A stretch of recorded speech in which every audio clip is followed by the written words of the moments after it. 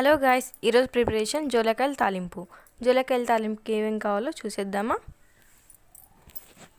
శనగిత్తనాలు, జోలకాయలు, పచ్చిమిరపకాయలు, కొత్తిమీర, పచ్చిమిరపకాయలు, కొత్తిమీర, తిరువాతికి వేసినటువన్నీ పక్కన పెట్టుకోవాలండి. శనగిత్తనాలు, తెల్లవాయలు, లవంగాలు పక్కన పెట్టుకోవాలండి. 5 టమాటాలండి, సన్నగా కట్ చేసుకోవాలండి. రోట్లో బాగా మనము జవళకాయలన్నీ బాగా సన్నగా ముక్క చేసుకునేటివన్నీ రోట్లో వేసి కొంచెం ఒక రకంగా కొంచెం దంచుకోవాలండి. దంచుకున్న తర్వాత బాలీలో తీసుకొని నీళ్ళలో వేసి బాగా కడిగించుకోవాలండి. కడిగిన తర్వాత బాగా అంతా బాగా కలి తిప్పుకొని బాగా గిన్నెలో వేసుకోవాలండి. అది కలి తిప్పి బాగా కడిగితేనండి బాగుండేది. గిన్నెలు వేసుకున్న తర్వాత బాగా అది పక్కన పెట్టుకోవాలండి. పక్కన పెట్టుకున్న తర్వాత స్టవ్ వెలిగించి బాలి పెట్టి శనగిత్తనాలు వేయించుకోవాలండి. మిర్చి వేయాల పౌడరు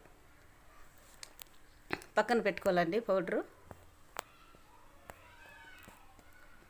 పచ్చిమిరపకాయలు వేసి కొత్తిమీర వేసి అంత బాగా అంతా వేసి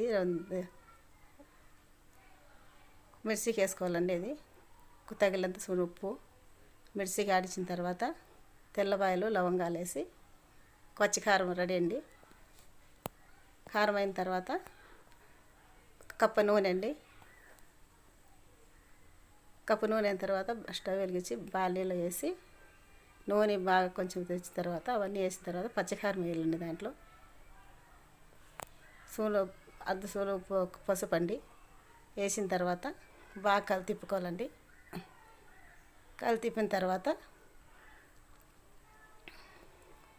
మనం అన్నీ రెడీ చేసుకునేటివి కడిగి పెట్టుకునేటివి అన్నీ వేసుకోవాలండి. 4 గ్లాసులు వాటర్ వేసుకోవాలండి. 4 గ్లాసులు వాటర్ వేసిన తర్వాత కొంచెం ఉడికించాక టమాటాల ముక్కలు వేసుకోవాలండి. టమాటాల ముక్కలు వేసి బాగా కొంచెం బాగా ఫ్రై చేసుకోవాలండి. దాన్ని ఉడికినాయల్ల చూడండి. టమాటాలు వేసిన తర్వాతే ఉడికినాయా లేదా చూసుకొని మనం ప్రిపేర్ చేసుకుంటే శనగిత్తనాలు పొడి స్టవ్ ఆఫ్ చేసుకొని దాని మీద ఎదిలిచ్చిన తర్వాత గేటు తీసుకొని తిప్పాలండి. తిప్పిన తర్వాత బాగా రోస్ట్ అయింది కదండి. జోలకాయల తాలింపు రెడీ.